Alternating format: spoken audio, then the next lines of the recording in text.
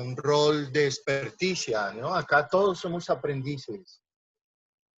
Y para que podamos, pues, escuchar más bien apreciaciones, ideas, etcétera. Entonces, bueno,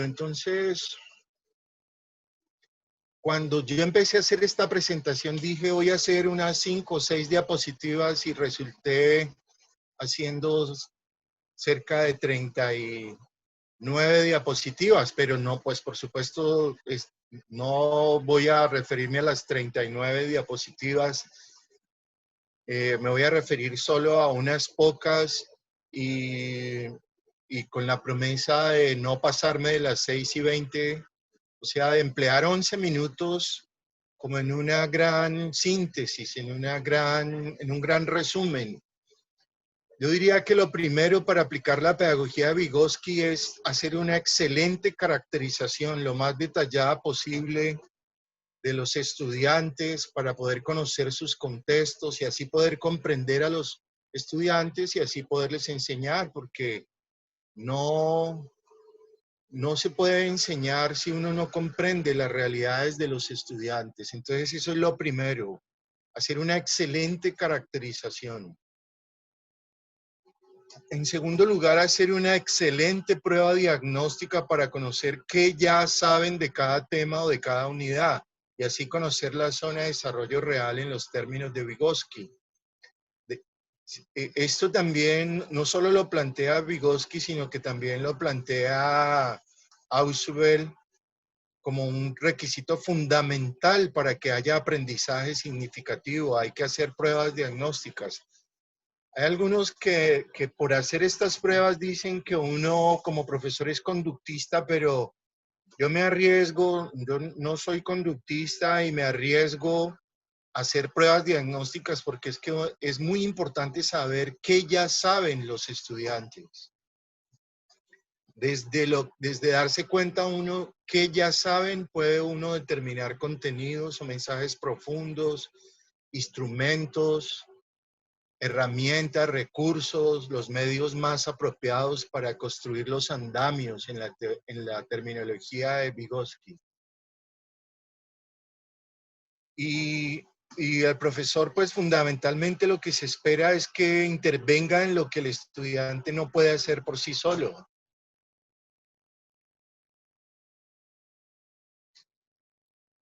Con contenidos o mensajes profundos. Yo creo que este es lo más importante de la pedagogía de Vygotsky, es su énfasis en que los profesores llevemos a las aulas contenidos profundos, mensajes profundos, relevantes.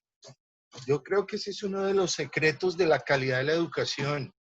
Los colegios donde los profesores llevan contenidos profundos, mensajes profundos, no superficiales ni anecdóticos, ni basados en conceptos científicos, sino realmente unos contenidos de una base científica muy profunda. Eso es lo que impacta la vida de los niños, de las niñas, de los adolescentes y de los jóvenes.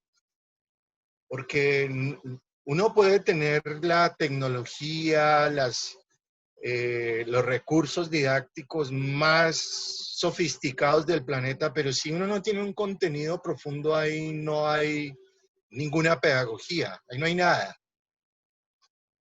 Y por eso yo reitero muchas veces que todos los profesores debemos basarnos en artículos científicos, libros resultantes de investigación y tesis doctorales y de maestrías, porque ahí es donde están los contenidos más profundos. No están en los periódicos de cada día ni en revistas digamos, donde no hay un equipo editorial que juiciosamente estudie y analice los contenidos. Estos artículos científicos son de revistas que a veces de cada 100 artículos que mandan solo publican 5, los mejores. Entonces los artículos científicos es la mejor literatura del planeta. Por supuesto, los libros resultantes de investigación y las tesis doctorales y de maestrías.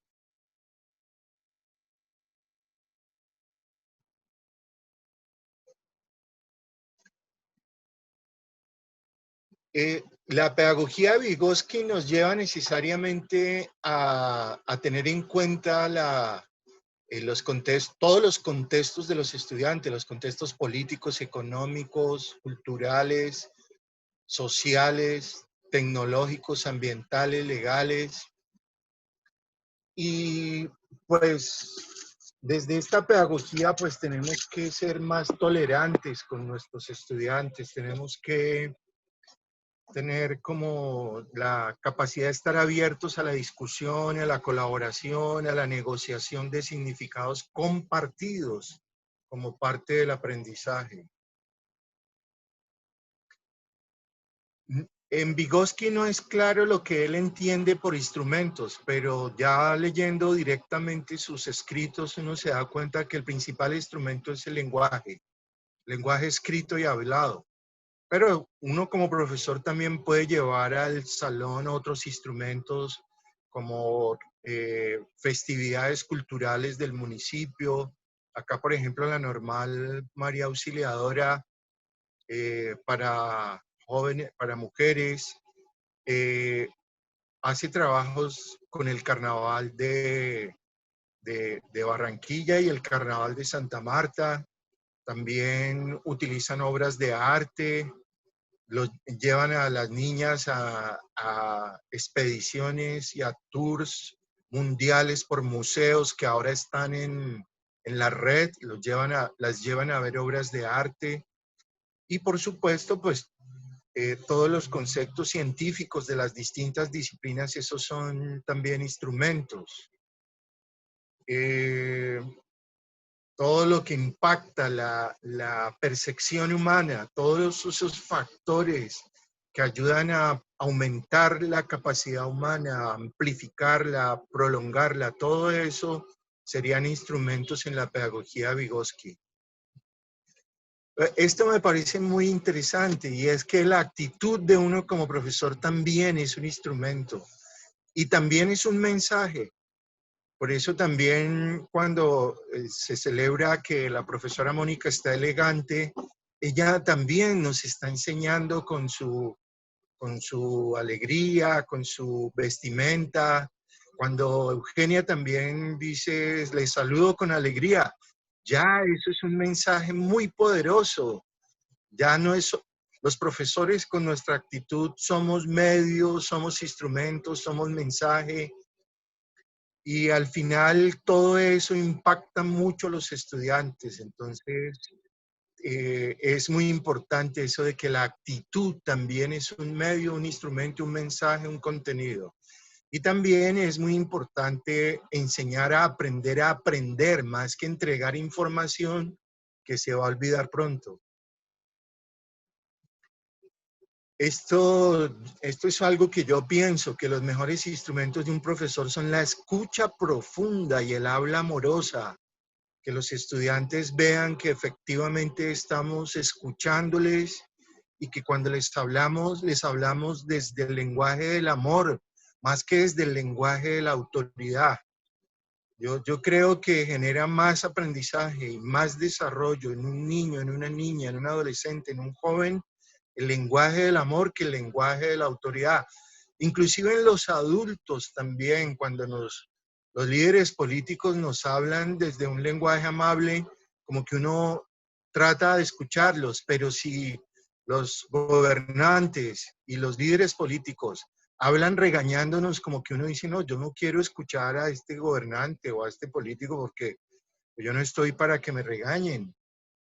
Nadie está para que le regañen. Entonces, por eso es muy importante hablar desde el lenguaje del amor.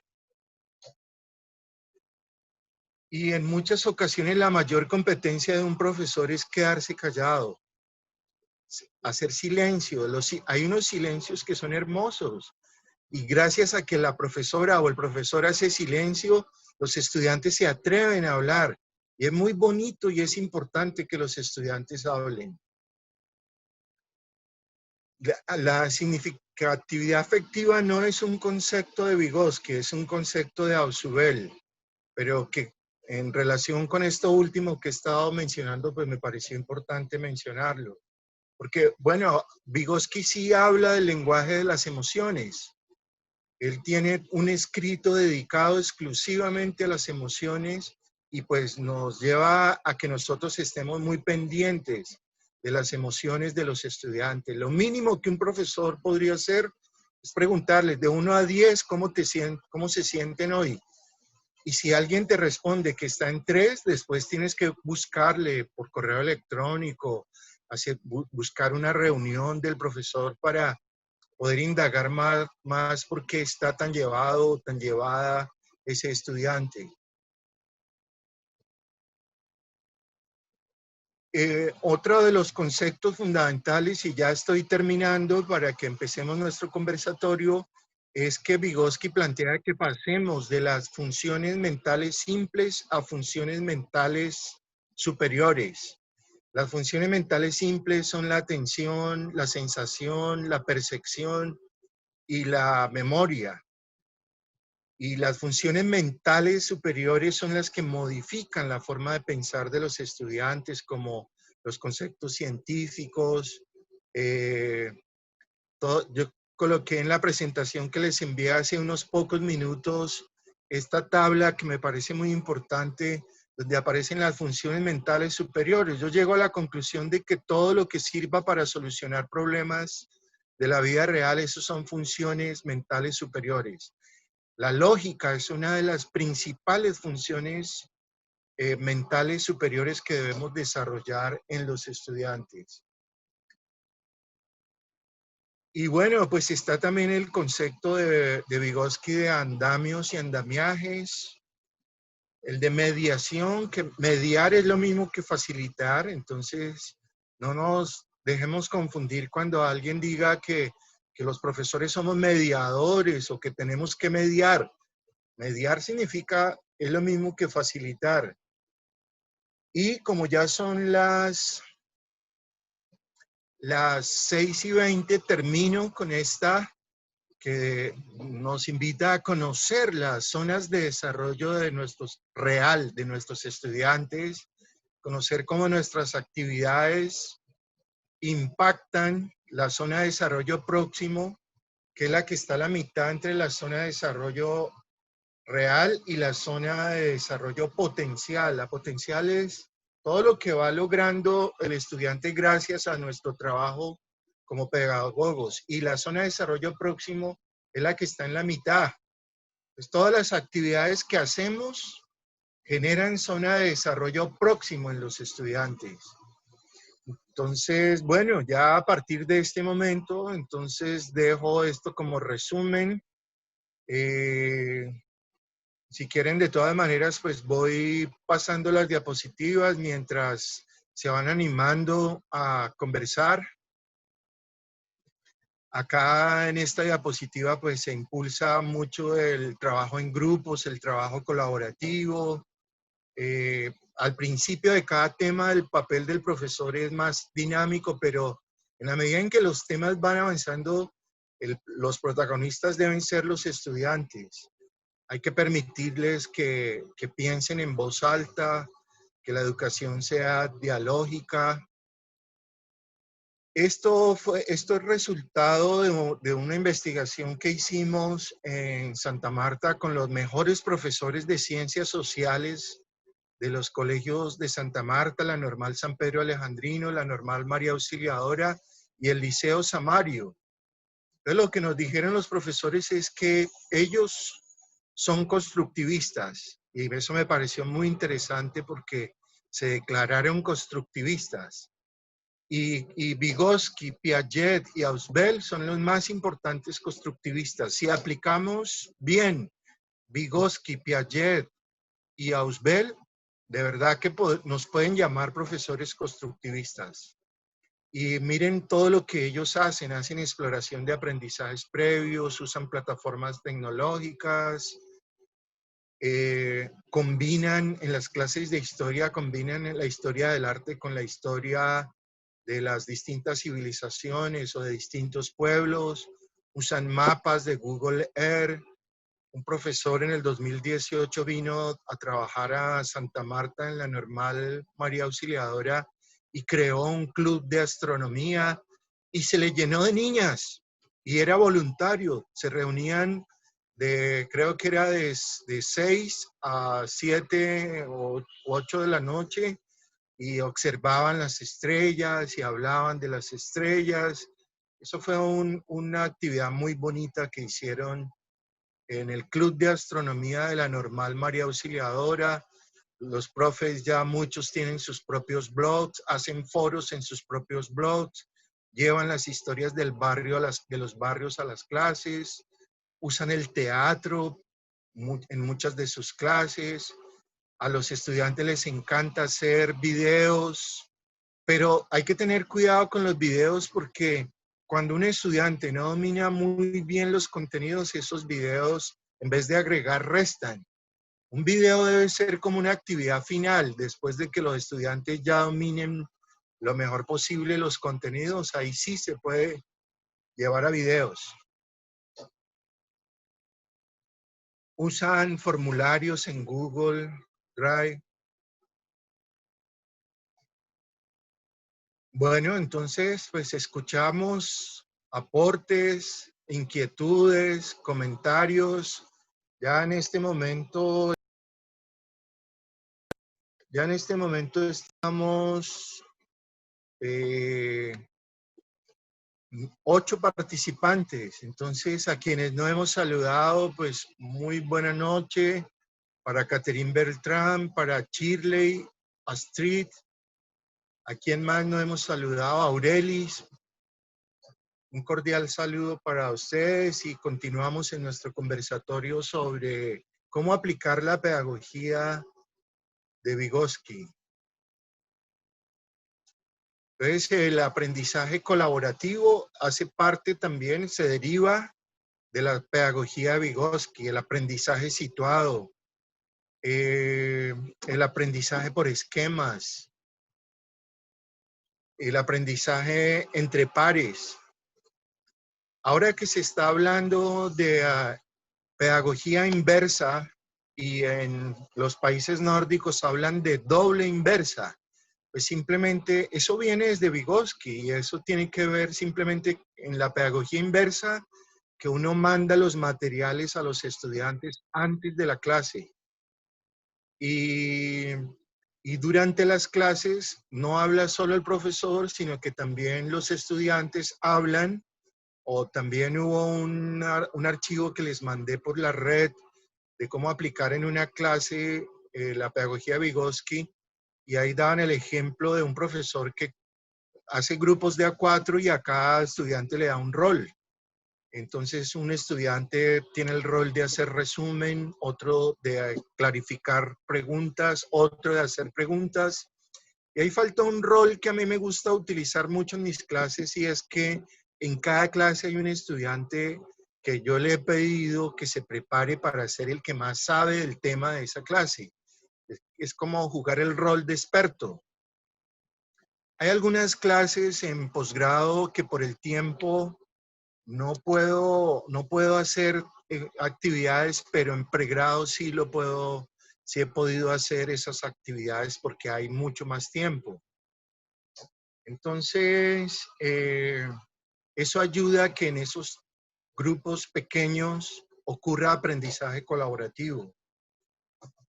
Y desde Vygotsky se plantea que lo más importante es la vida, llevar primero la vida, ejemplos de la vida real, de contextos reales a las clases, y luego sí abordar los conocimientos de las disciplinas.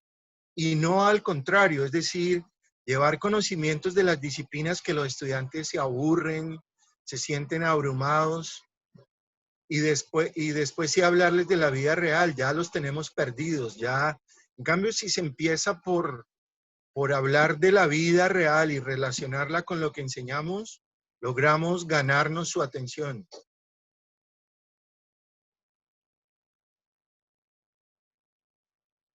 Desde esta pedagogía hay que colocarle retos a los estudiantes, desafíos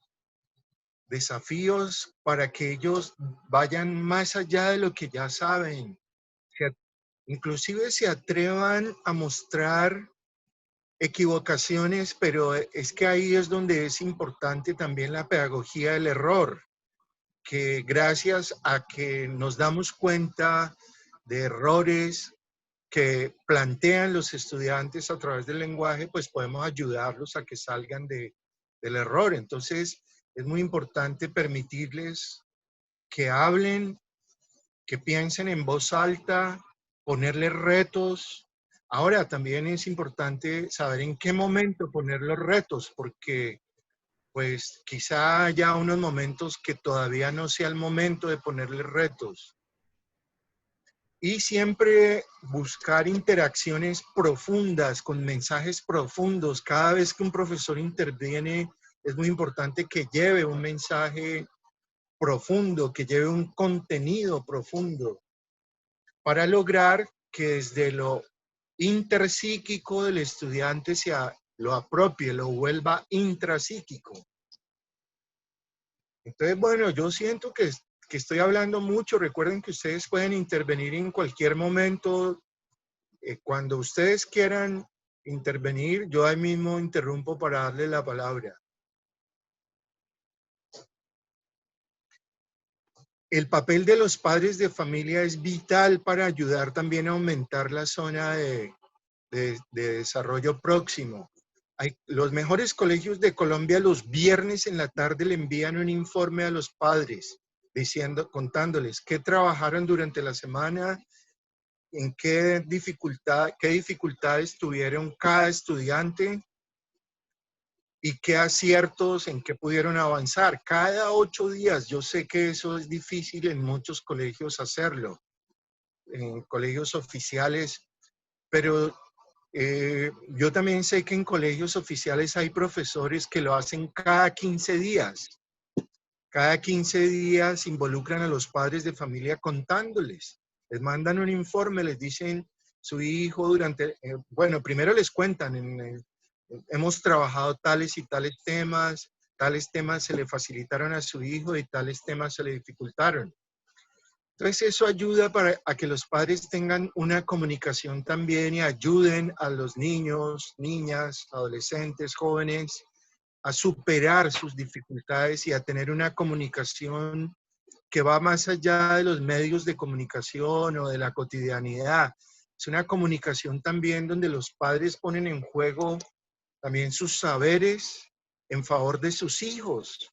Entonces es muy importante involucrar a los padres de familia para poder mover la zona de desarrollo próximo de los estudiantes.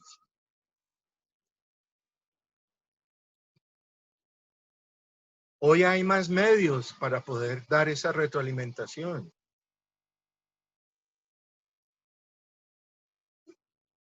El otro día un profesor, un estudiante de posgrado o de diplomado, no recuerdo, decía, pero ¿quién decide los contenidos, los medios, los instrumentos, las herramientas desde la pedagogía de Vygotsky?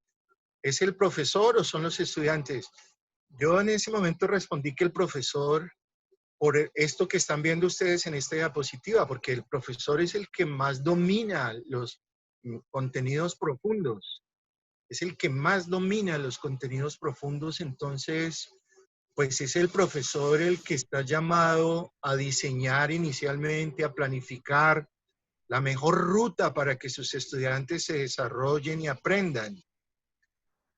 Pero habrá otros momentos donde el profesor puede presentarle alternativas de materiales, de instrumentos, de herramientas, para que sea el estudiante el que elija con cuáles herramientas quiere seguir aprendiendo o mostrarle perspectivas, porque a veces los estudiantes no entienden desde una perspectiva o desde un autor, pero atienden desde otro, por ejemplo, en matemáticas, en química, en física, en biología, en economía. Hay unos autores que usan un lenguaje que un estudiante no entiende, pero si va y busca en otro autor, lo puede entender.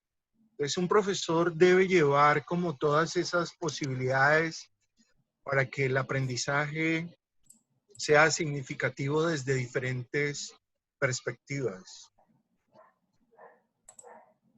Yo he llegado a la conclusión que el mejor aprendizaje es el que está basado en preguntas, en diálogo, en problemas, en proyectos, en contextos, pedagogías activas, experienciales, centradas en el estudiante. Y eso entonces hace que el aprendizaje tenga que ser profundo, pertinente, contextualizado, que tenga sentido. Y para que tenga sentido es necesario, lo primero que dijimos, conocer a los estudiantes, caracterizarlos al mayor detalle posible. Bien, yo creo que pues hasta aquí hemos hablado pues bastante de Vygotsky. Hay otros autores constructivistas como Piaget y Ausubel, pero entonces, no sé, quisiera más como que nos centráramos en Vygotsky hoy, o si también quieren hablar de Piaget. Ahí en la literatura se encuentran muchas comparaciones entre Piaget y Vygotsky. Tienen diferencias, pero también son muy complementarios. Entonces, es bueno también abordar a Piaget y, por supuesto, y a Ausubel, si no contradicen nada a Vygotsky y a Piaget. Entonces, bueno, escuchamos preguntas, inquietudes, comentarios. Le damos la bienvenida a, me pareció que entró John Taborda, director de planeación de la Universidad del Magdalena, pero también profesor de planta de la Universidad del Magdalena y sigue siendo profesor de la cátedra de desarrollo sostenible. También veo que entró Luis Polo. Un saludo también para Luis Polo, Ángela Rueda, personas que han entrado recientemente. Un saludo cordial y pues contarles que hasta ahora lo que hemos hecho es como un gran resumen con la presentación con la última presentación que envié esta tarde a sus correos. Y además, pues también queda la grabación de este conversatorio. Espero que se esté grabando. Sí, efectivamente se está grabando. Caterín Beltrán, adelante, Caterín.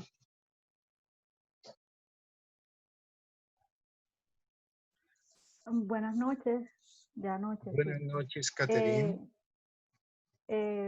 Doctor, saludarlos. Hace rato no entraba, tenía específicamente compromisos a la misma hora que su cordial reunión. El conversatorio para mí es bastante,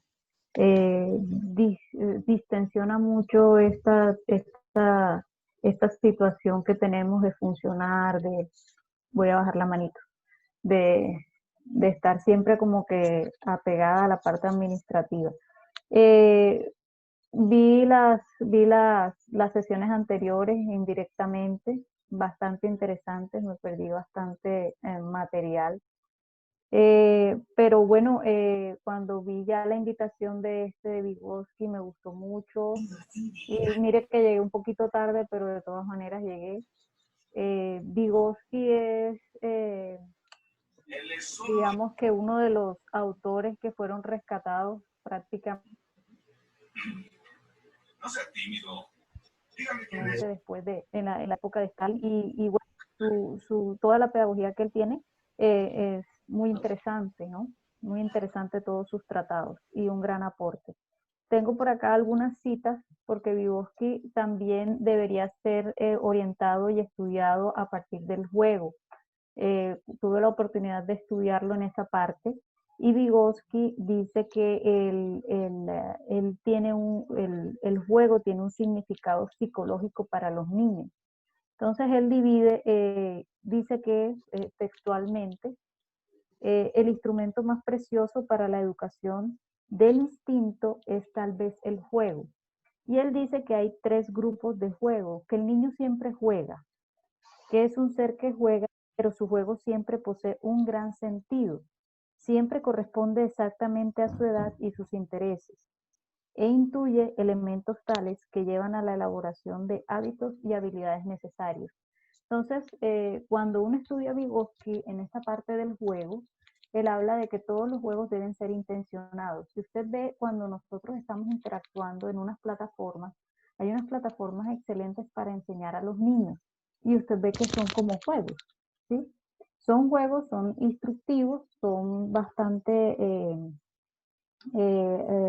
didácticos para ellos y esto se lo debemos gracias a estas bases que deja Vygotsky. Incluso él tiene 3 grupos de juegos, los juegos distintos y unos grupos de juegos y por último están los juegos instruccionales, perdón, los juegos reglados.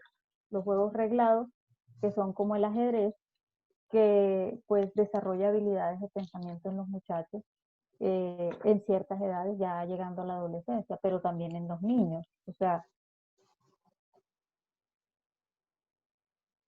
Muy bien. la estructura que él deja teórica para los juegos es muy buena. El libro de él es Psicología de la Pedagogía. Es un libro de, bueno, este libro lo compré hace años. Lo compré en Bogotá. Excelente, muy bien. Es Psicología y Pedagogía de Liev Semyonovich Vygotsky, que es el completo de él. Es uno de los primeros libros editados en 1926 y ya luego los tratados de él se editan después de 1950, porque Vygotsky era de origen judío y él entró en estos autores prohibidos en la época de Lenin, creo, si no estoy mal. Si alguien sabe más, me dice. Pero él fue uno de los que enviaron a los gulags.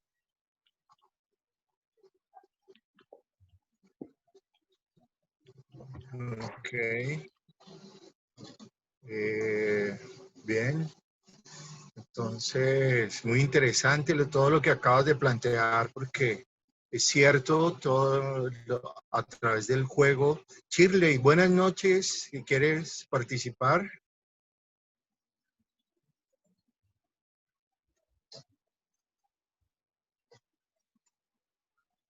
Todo lo que tiene que ver con pedagogías activas en las que se tienen en cuenta los contextos culturales, políticos, económicos, sociales, tecnológicos, ambientales, legales de los estudiantes. Esas pedagogías de alguna manera tienen que ver con los planteamientos de Vygotsky, de entender que nuestros estudiantes también están recibiendo influencias de los medios de comunicación, están recibiendo influencia de sus familias, están recibiendo influencias de sus pares, de la misma edad. Entonces, todo esto es muy interesante y es lo que hace que también la educación presencial sea muy importante, porque la educación no ocurre solamente en la dirección del profesor hacia cada estudiante, sino también en la dirección horizontal de estudiantes entre ellos mismos. Por eso ojalá que apenas sea posible volver a la presencialidad, lo podamos hacer. Este fin de semana, o el lunes, vi una película maravillosa en Netflix que se llama Wonder, que trata de un niño que va a la escuela a hacer su 5º grado o tal vez su 6º grado por primera vez porque antes le enseñaba a su mamá, porque él tuvo una serie de problemas de nacimiento y de cirugías que le deformaron su carita. Entonces, pues es muy interesante ver en su físico, exacto. Entonces, es muy interesante ver cómo logra superar todo el acoso, el bullying que le hacen los demás compañeros. De eso también se trata la escuela y se trata el aprendizaje, de una conjunción de contextos, porque cada ser humano es como una suma de contextos andante. Se llama Wonder, la película, como maravilla en inglés, Wonder, W-O-N-D-E-R,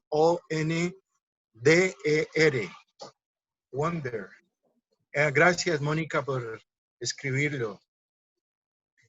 Entonces, Cuando hacemos aprendizaje basado en indagación, aprendizaje basado en preguntas, en problemas, en proyectos, cuando hacemos tutelajes cognitivos, cuando hacemos aprendizaje colaborativo o comparativo, todo eso tiene que ver con la aplicación de Vygotsky. En el archivo que les envié esta tarde de la profesora Sarah Ferguson, ahí ese archivo es muy importante porque ese archivo muestra que hay situaciones y momentos en las clases donde cabe más la pedagogía de Vygotsky, pero habrá otras situaciones pedagógicas donde lo que cabe es la cognición situada o el aprendizaje situado. Entonces, esta diapositiva la tomé de ese archivo. Entonces dice, bueno, cuando el profesor considera que el estudiante debe también ayudar a crear conocimientos que el profesor desconoce, ahí vale la pena aplicar aprendizaje situado, que también proviene de Vygotsky. Cuando hay una comunidad de práctica donde todos se sienten iguales, ahí se puede aplicar aprendizaje situado, que fue el caso del Club de Astronomía que funcionó hasta el año 2018 en la Normal María Auxiliadora de Santa Marta. Cuando la comprensión contextual es importante porque los contextos afectan de manera dramática a los estudiantes, pues no puede uno pretender que tratar a todos los estudiantes como iguales, porque hay unos que tienen unas situaciones derivadas de sus contextos muy específicos, entonces tiene que dedicarse a hacer una pedagogía situada.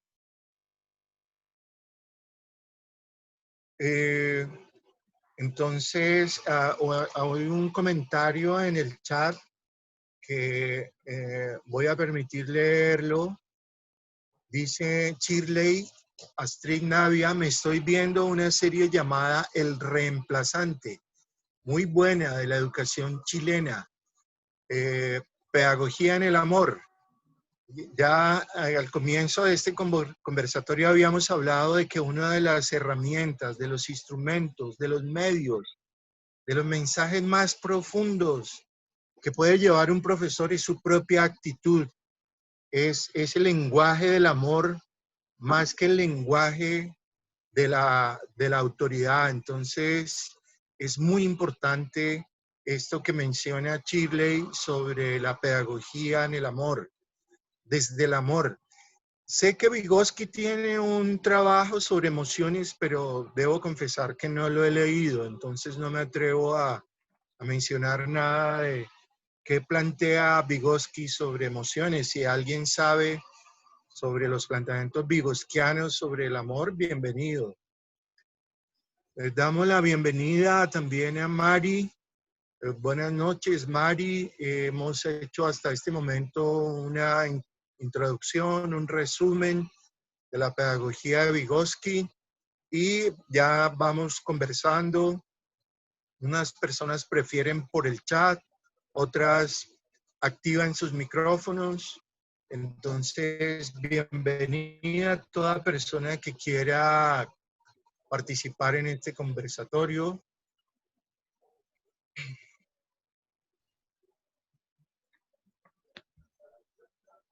Quería anotar algo, doctor Jairo, grupo. Sigue, María Yanet, Yo por pienso favor. que si de algo nos ha servido la pandemia es de alguna forma colocar en práctica la teoría de Vygotsky, ¿verdad? Especialmente teniendo que utilizar unas herramientas de adaptación y desarrollar en los estudiantes todas esas capacidades que ellos tenían, pero por la monotonía del día a día, pues no le habíamos sacado. Esto lo digo en la parte relacionada con el aprendizaje a partir de realidades de su contexto. Por ejemplo, en la normal, la experiencia que nosotros tuvimos en la normal, sabe que se declaró la pandemia a mediados del mes de marzo. Ellos tuvieron como 3 semanas por fuera y después regresamos. Y la directriz que se dio en la institución fue que todos los docentes desde las diferentes áreas habláramos sobre la pandemia y sobre todo lo que tuviera que ver con el COVID-19. Y efectivamente fue un aprendizaje significativo para los estudiantes porque de verdad que ellos lo disfrutaban. Y como se lo hablaban diferentes docentes en diferentes estructuras, pues ya ellos tenían como un conocimiento y las clases se hacían muy amenas. Y hablábamos pues yo por ejemplo les hablaba del antes, del durante y del después. Entonces, ese aprendizaje que ellos tuvieron y que de hecho todavía lo continuamos, después retomamos las programaciones, lo que ya estaba contenido desde el inicio programado, pero hubo que hacerle cambios a esa programación. Con la pregunta que le hacía a usted su estudiante de posgrado, que quién diseñaba los contenidos o quién definía los contenidos, pues nosotros como docentes de la educación básica, pues nos tenemos que orientar por todo lo que el Ministerio de Educación manda, pero le da cierta libertad a las instituciones para que escojan ciertas temáticas. Por ejemplo, en el área que yo oriento, que es el área de filosofía, trato siempre de que sean los estudiantes los que empiecen dentro de unas líneas, lógicamente, los temas. Por ejemplo, el aprendizaje por problemas, nosotros hacemos allá un encuentro filosófico y cuando ellos están en el grado 11, ya ellos saben que son los organizadores del evento. Entonces ya ellos empiezan a buscar temas y a querer participar y son deseosos de estar en 11 y cuando están en 10 le dicen a uno, profe, el año entrante nos toca a nosotros organizar la actividad y la vamos a hacer sobre estos temas o sobre este tema o sobre este tema, porque el tema lo escogen los estudiantes. Entonces la pandemia nos ha dado la oportunidad de desarrollar como que toda esa creatividad y que el aprendizaje sea a partir de la lectura de contexto y mirar las cualidades de los estudiantes. Excelente, muy bien. Creo que las pedagogías basadas en investigación como esa, el aprendizaje basado en problemas, en preguntas, en proyectos, son actualmente las más importantes pedagogías y derivan mucho de los aportes de Vygotsky, de Ausubel, de Piaget. Entonces, porque es que esas son pedagogías que se vinculan mucho con el mundo real de los estudiantes. Y cuando uno habla de la realidad de los estudiantes, ellos se conectan más, ellos ponen más atención, ellos le encuentran más sentido porque lo que se está aprendiendo tiene que ver con la vida real.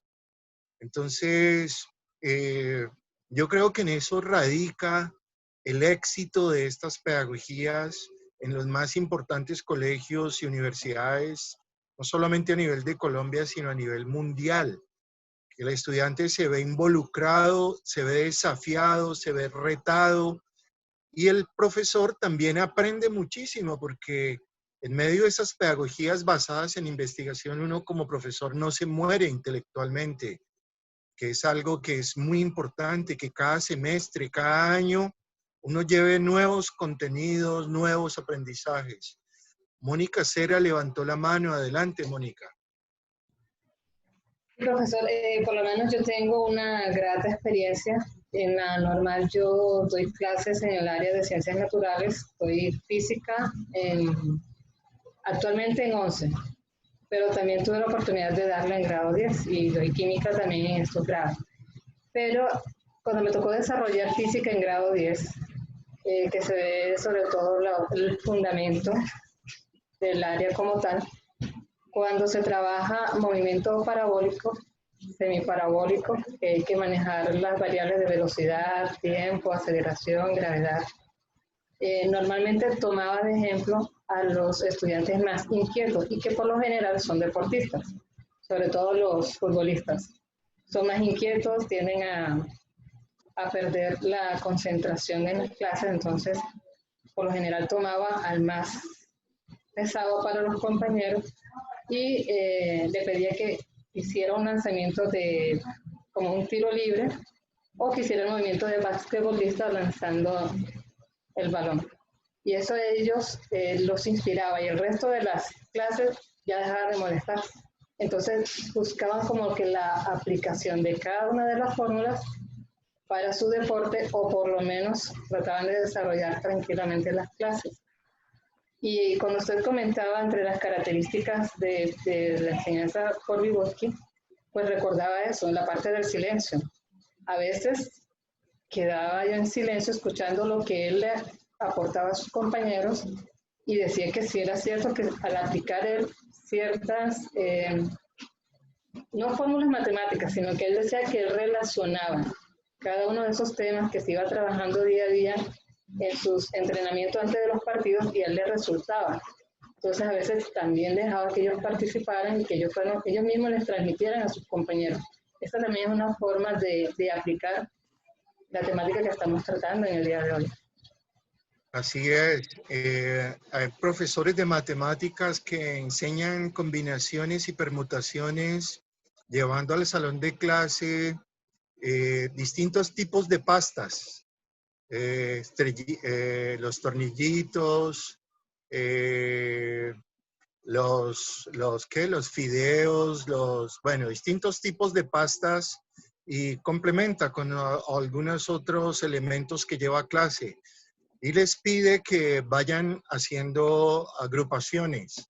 Y los niños van construyendo, los estudiantes van construyendo el concepto de combinaciones, jugando, como decía Catherine. Eugenia Morelli, no sé, podríamos decir que el entorno social, dice Eugenia Morelli, de los individuos, así como el lenguaje del amor y la colaboración para la adquisición y transmisión de cultura. ¿Qué pasa con eso, Eugenia? Si quieres, sí, complementa. profesor, no podía levantar la mano. Buenas noches. Profesor, escuchando los diferentes aportes que han hecho, pienso que en este momento, en la situación en que nos encontramos de aislamiento, esta teoría de Vygotsky ha sido como muy oportuna en el uso de las tecnologías y de que nosotros los docentes utilicemos algo que hemos aprendido, pues yo en la parte de la especialización que se llama las gafas pedagógicas, que es la que nos invitan a la virtualidad y a utilizar estas herramientas, y de una u otra forma estamos involucrando al estudiante con herramientas tecnológicas que vinculan el juego, en las cuales tenemos que tener en cuenta el contexto donde se encuentra ese estudiante que está aprendiendo virtualmente, conociéndolo, cómo es su entorno, cómo son las posibilidades de su conectividad, del acceso a la virtualidad, y de tener en cuenta que algunos de ellos tienen una cantidad de inconvenientes que se exteriorizan al momento de conectarse en la clase, y uno como docente debe empoderarse o hacer un desdoblamiento de esa posesión de ser solo docente e irse a la parte emotiva y de explorar cuáles son los sentimientos o las emociones que tiene ese estudiante que quiera adquirir un conocimiento dentro de un contexto que no es el mismo a los diferentes estudiantes que tenemos e incluso al nuestro, y nos lleva a aprender de esa parte de ese estudiante y explorar esos presaberes de ese estudiante y buscar qué es lo que queremos con nuestra temática, aportarle en el conocimiento, sin olvidar que solo debemos tener una participación como mediador o como guía, como dice Vygotsky, y darle a él el papel de protagonista. Entonces me parece que ha sido como muy asertiva la utilización o el conocimiento de esta teoría de Vygotsky, sin dejar atrás las otras teorías que de una u otra forma pienso que en el proceso docente cada una tiene un aporte, y nosotros debemos coger como lo más significativo o lo que nos puede llevar a ser más profundo y desarrollar nuestro proceso como docente. Excelente, Eugenia. Yo estoy totalmente de acuerdo contigo en todo lo que has dicho. Resalto esa parte de que los profesores seamos muy profundos en los contenidos, en los mensajes que llevamos a las clases. Yo resalto también que esos contenidos que llevemos los llevemos desde artículos científicos, desde libros resultantes de investigación, desde tesis doctorales y de maestría. Shirley habla de que la inteligencia que predomina en el chat, que la inteligencia que predomina en deportistas es la kinestésica, pero también Shirley habla de los estados anímicos que mencionaba Eugenia, que es muy importante, más en estos momentos de pandemia, donde pues la interacción ha disminuido muchísimo. Un niño que en su casa o un adolescente que en su casa tenía dificultades con sus padres, en el colegio, en la presencialidad, podía hablar con otros adolescentes o con otros niños. Ahora esa comunicación está cortada y por eso los profesores tenemos que dedicar mucho tiempo a saber cuál es el estado anímico de nuestros estudiantes.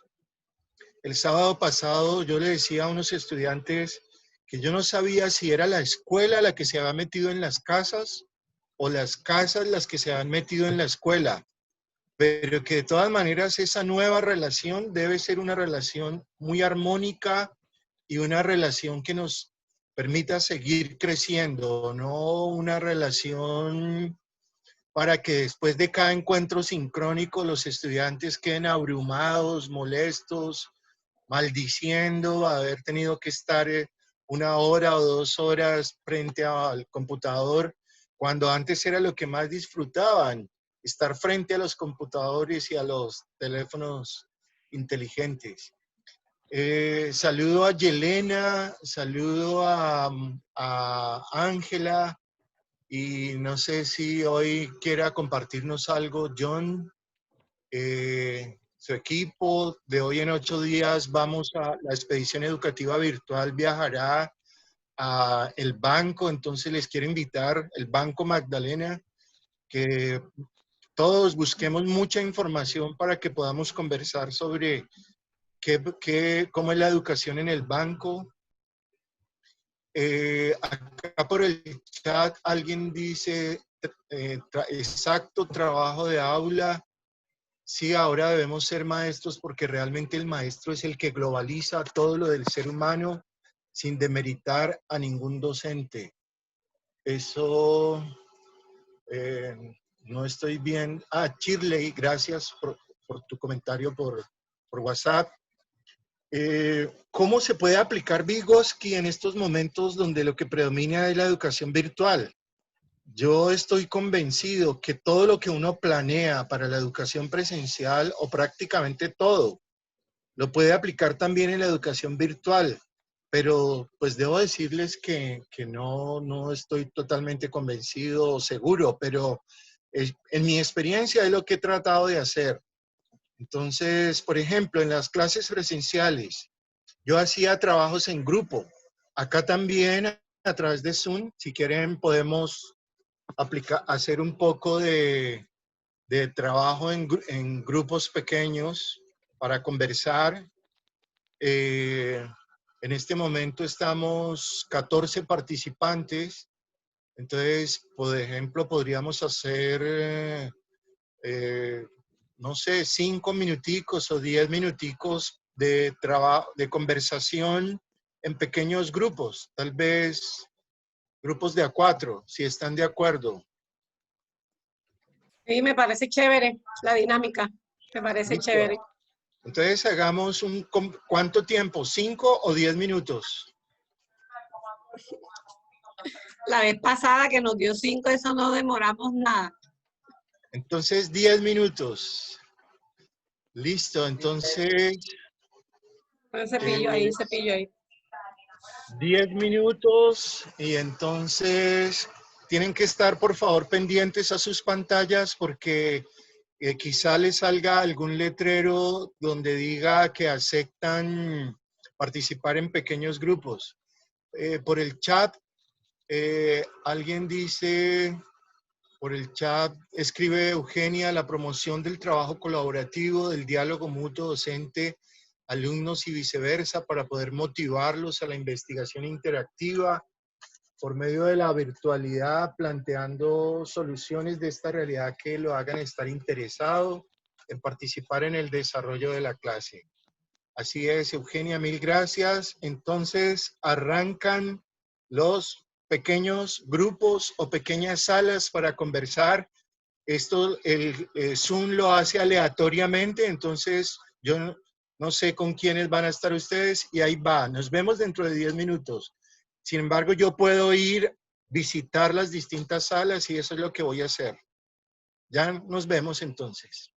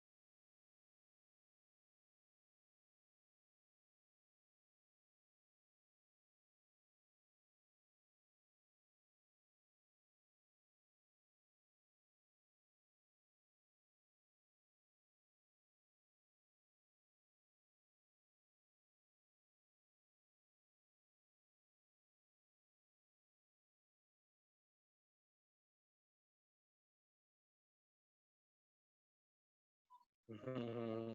Está la profe Inés Belén. Jesús, tú me recuerdas, tú eres de la Sergio, ¿no? No, yo estudié en la universidad. Bueno, yo estudié en la, pero yo no terminé en la, yo estudié en la Magdalena. O sea, a mí me homologaron en la Magdalena. Yo terminé allá. Ah, O sea, yo hice filosofía en Sergio, pero terminé en la Universidad del Magdalena. ya. Y Ángela, yo no tenía el Él gusto de es psicólogo, conocerla. Bueno, no, yo soy ingeniera ambiental y sanitaria. ingeniero Trabajo en la oficina. ambiental. Anda, que Caro es la psicóloga, ¿cierto? Carolina es la psicóloga, sí. Ambas trabajamos en la oficina de planeación de la universidad y digamos que estamos en este proceso porque llevamos una experiencia con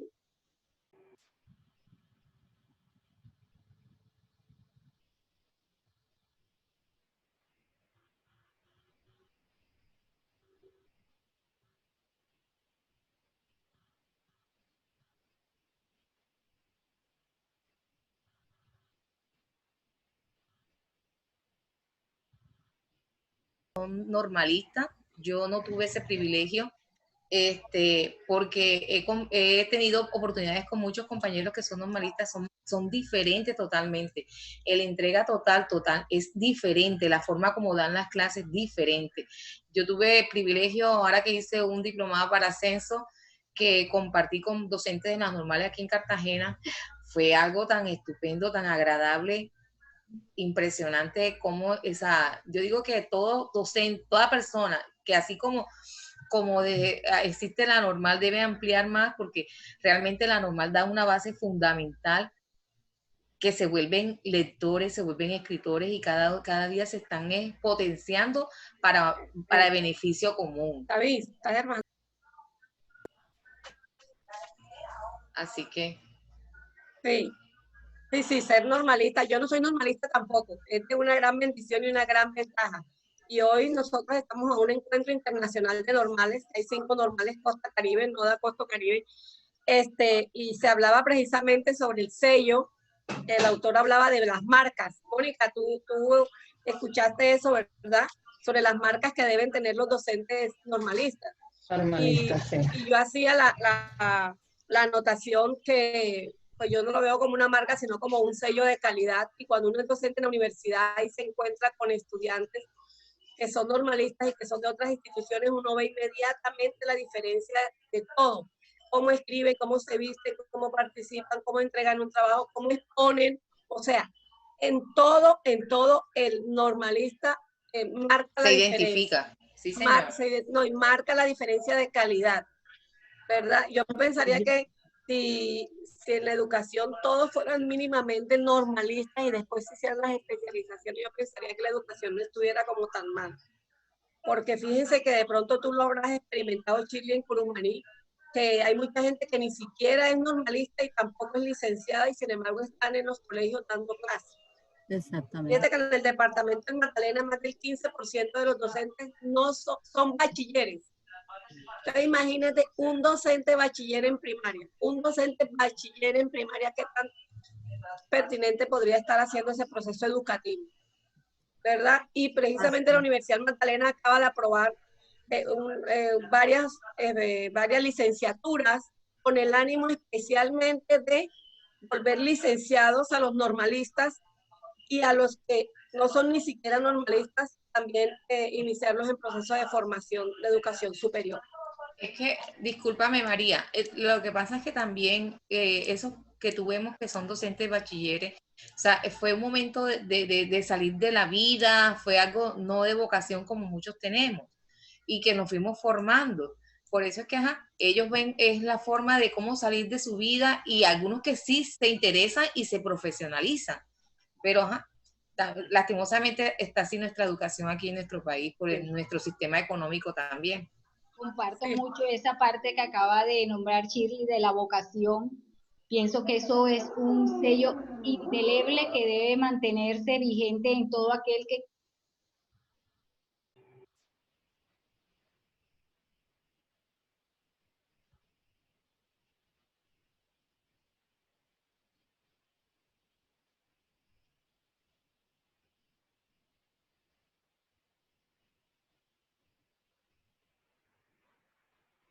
la interacción y ese nivel estructural constituido entre familia y escuela juega un papel muy importante. La influencia del contexto es determinante. Es determinante. También, pues, tomaría como enfoque la zona rural y la zona urbana. En estos momentos nosotros miramos la forma, los medios, los programas, las plataformas y que esas experiencias, esas prácticas significativas, producto de la construcción. Y aquí entonces ya estaríamos haciendo énfasis en el constructivismo. ¿Aló? ¿Aló? La escuchamos, profe. Entonces, mira bien, miremos bien, si nosotros analizamos, fíjate, Le estamos un niño escuchando, del profe. campo en estos momentos, donde el contexto ha sido determinante en su desarrollo. Nosotros miramos los medios que proporcionó el ministerio a través de los canales televisivos y miramos las clases, por ejemplo, la clase maestro. En una zona rural, ¿qué expone el niño? ¿O cuáles son los elementos, los recursos que en ese momento y la metodología es producto de lo que el niño aprende en esa zona rural? ¿Por qué? Porque la interacción con la familia va desarrollándole el aspecto corporal y los conocimientos del campo, ¿cierto? Entonces, miremos ahora cómo está evidenciándose cómo ese contexto influye en el aprendizaje del muchacho. Mientras que nosotros acá en la zona ya urbana vamos a mirar cómo la parte cultural y la parte en estos momentos de la tecnología, cómo está influyendo en el aprendizaje de los muchachos. Entonces, de verdad que me identifico en la praxis con Vygotsky. En estos momentos, lo que nosotros estamos viviendo es aplicable a la teoría de él. Hasta ahí dejo la intervención. Gracias por la atención. Ajá, escuchemos otras intervenciones. Ya debemos salir de la sala. Se nos agotó el tiempo, así es. Ah, Gracias, profe, bueno. gracias, muy valioso su aporte. Bueno, me gustó mucho pertenecer a este grupo, pequeño pero significativo.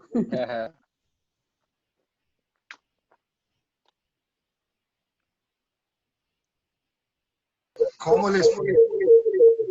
Excelente el ejercicio, excelente. En mi grupo habían 3 departamentos. En mi grupo habían 3 departamentos. Había gente del Magdalena, había gente de Cesar y de Bolívar. Profe, lástima que fue poquito tiempo porque yo me quedé corta. Yo quería aportar más. Ya cuando vamos arrancando motores. Bueno, se acaba el tiempo. Entonces vamos a escuchar a Lilis. Adelante, Lilis. No, profe, lo que pasa era que estábamos hablando acerca de lo que se vivía o se vive en el corregimiento de Shirley, si no estoy mal. Que allá la educación es por incentivo. Estilo Cuba, el que no estudia se va a trabajar o se va para la guerra. Entonces, ahí en ese municipio tienen las personas que están sujetos al estudio por X o Y motivo, porque de lo contrario no goza de los beneficios que da de pronto, no sé, yo digo que la alcaldía, no sé qué. El gobierno. Ok, entonces, qué bueno, por un lado, pero feo porque tienen que estar como que sujeto a eso para poder sentir amor por el estudio. Okay. Pero Jairo, hay problemas de sonido. Sí, ya acabo de apagar uno de los micrófonos que estaba interfiriendo. Sigue, Lilis, por favor. Que no, o sea, me llamó un poco la atención el conversatorio acerca de lo que decía Shirley, por lo que en el municipio donde ella trabaja, para que los niños estén motivados a estudiar, tiene que ser por un bono o por varios incentivos que ellos utilizan, cuando debería ser lo contrario, llegar a la escuela por por conciencia propia. ¿Sí me hago entender? Perfecto, tienes toda la razón. Y en el mismo sentido, alguna vez una profesora en La Guajira me decía que la única manera que los niños y los estudiantes entendían era gritándoles y amenazándoles con la nota. Eso también creo que debe ser superado porque lo que tenemos que generar es amor por el conocimiento, amor por el aprendizaje, alegría de pertenecer a la escuela, a los grupos. Entonces, tienes toda la razón con lo que acabas de decir. Yo lo comparto plenamente. Después de estos trabajos en grupo, pues uno como profesor, si esto fuera una clase, que no lo es, este es un conversatorio, pues uno podría pedirle a los grupos que el relator, el que haya hecho el rol de relator, pues comparta cuáles fueron las principales conclusiones del trabajo en grupo. Con esta estrategia que acabamos de aplicar, los que entraron a la clase virtual, pero dejaron el computador o el celular prendido y se fueron a hacer otra cosa, pues quedan perdidos. Porque no saben que se cambió de sala, porque la sala principal deja de estar activa y se activan las salas pequeñas. Entonces, digamos que esta sería también como una estrategia muy interesante para ver qué le ha pasado a los estudiantes que no participaron en las salas. Por ejemplo, estaba profesor John Taborda. Entonces no sabemos si fue que se le cayó el internet o de pronto que tuvo que ponerle atención a otro asunto de su trabajo. Entonces, y él se salió o de pronto no sé si fue por el internet. Pero fíjese que uno como profesor acá uno no puede dar por sentado nada. Uno tiene que hablar con los estudiantes. Si John Taborda fuera un estudiante, lo que debería decirle el profesor después es, ajá, John, ¿qué pasó que no estuviste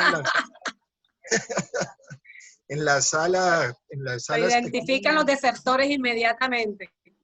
Claro, porque es que en esta educación virtual hay estudiantes que de pronto prenden el computador, entran a la clase y se van a hacer siguen durmiendo. No, siguen durmiendo. Puede ser, pero no podemos afirmar que se fueron a dormir. No, por eso tenemos que ser muy amplios. Esa es una de las posibilidades nada más y no podemos afirmar ninguna. Nos toca después preguntarles, no afirmar nada.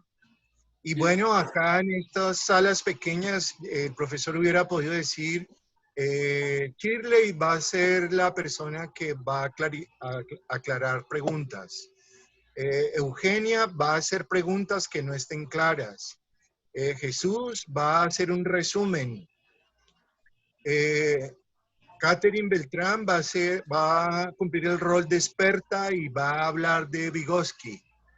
Y bueno, luego cuando termina la sesión de pequeñas salas, entonces Jesús nos hace un resumen. Por ejemplo, podemos en este momento darle la palabra a Jesús y empezar a cerrar el conversatorio de hoy con las conclusiones. Jesús, ¿qué aprendiste de tu participación en una sala pequeña? Por favor, compártenos. Bueno, profe, estaba escuchando a Inés, a la señora Inés, y bueno, me pareció muy interesante lo que estaba diciendo, y a la profe Catherine, pero realmente es que no pudimos hablar casi porque, no sé, había como un ruido ahí, entonces no se pudo concentrar muy bien la cuestión. Ok, muy bien, entonces se presentan este tipo de problemas en la virtualidad, que a veces pues hay ecos, o el internet falla, pero bueno, alguna comunicación hubo, ¿cierto?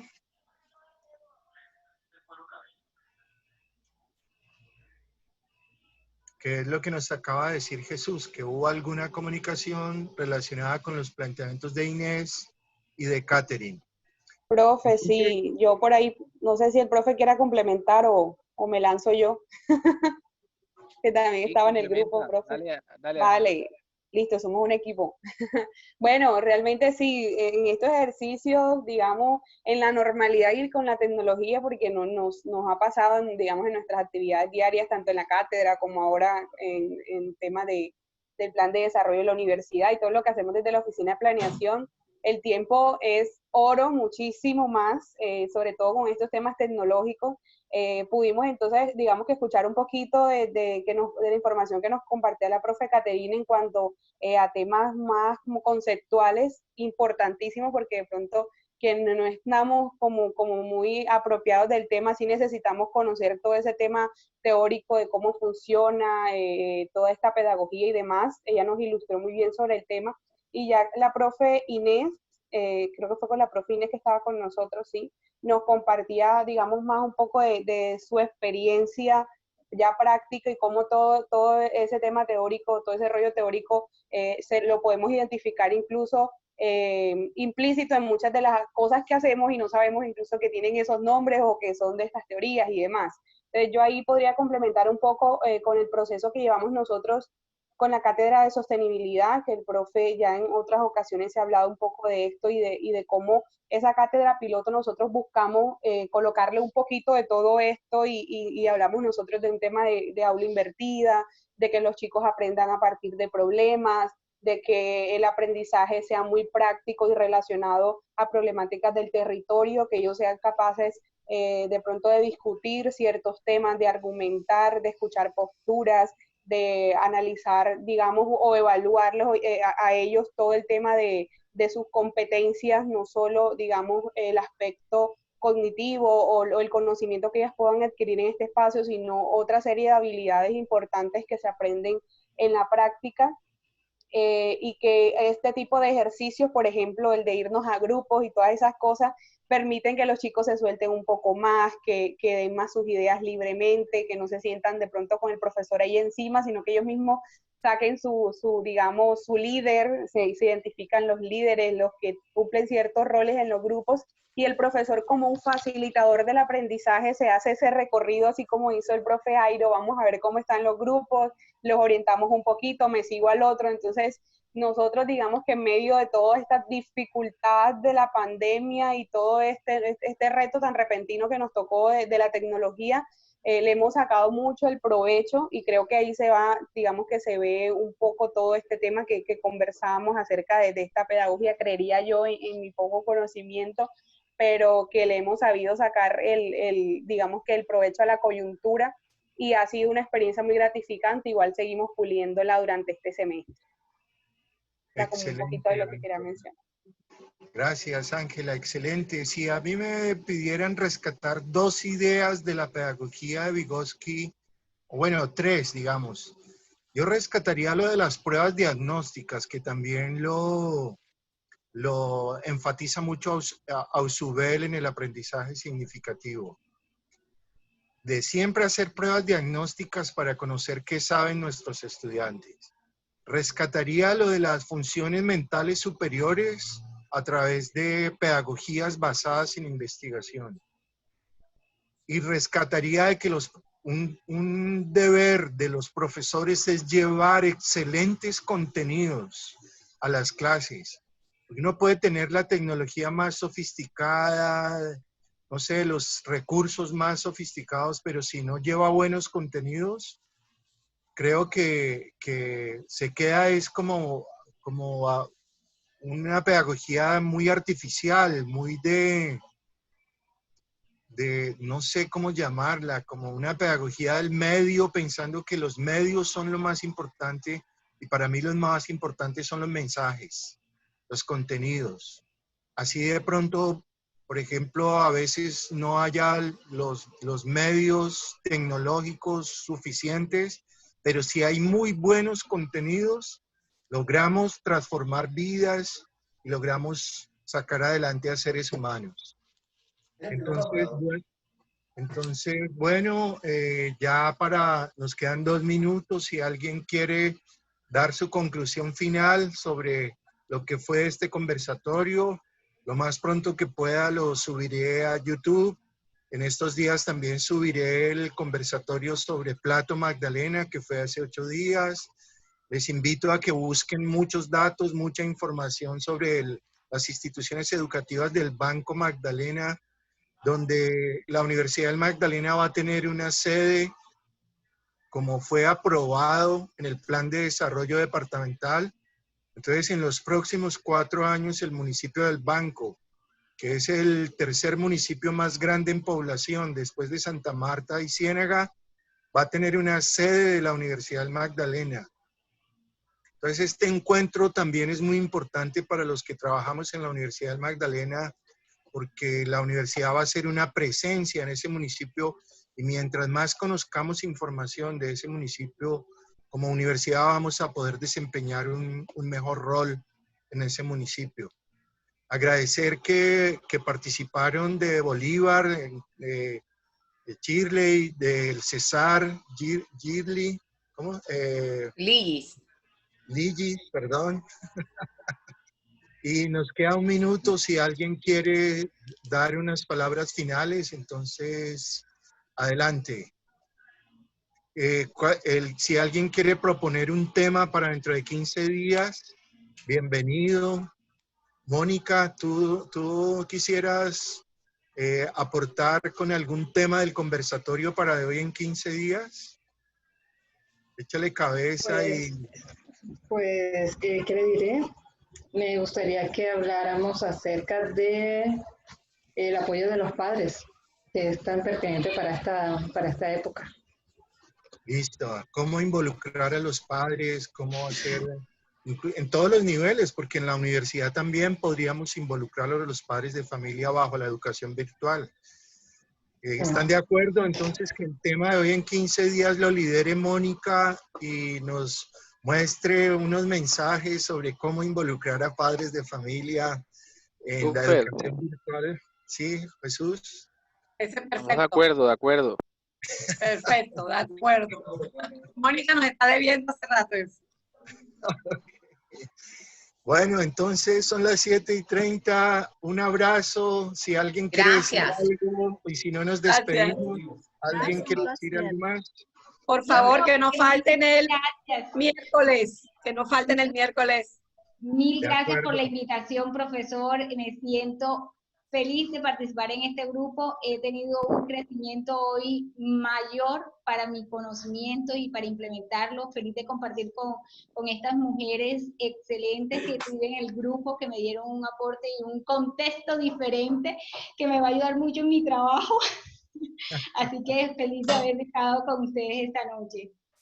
Excelente, gracias. Igual para mí, por primera vez estoy con ustedes aquí, es muy enriquecedor y muy facilitador el aprendizaje. Gracias, profesor Jairo.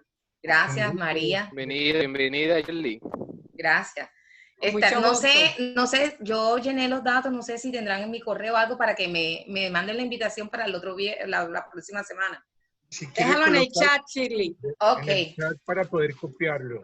Escriban el correo correcto, porfa, para hacerle llegar. Bueno, decirles que muchas gracias, profe. Gracias al profesor Alexander por la invitación. Me pareció chéverísimo. Y nada, desde ahora no me perderé un miércoles. Gracias, Gillis. Gillis se refiere al profesor Alexander, que envió a sus contactos también la invitación. Entonces, gracias, Shirley. Y nos vemos entonces dentro de 8 días en un nuevo conversatorio sobre las instituciones educativas del Banco Magdalena. Muy buena noche para todos. Buenas noches, gracias. Chao. Chao.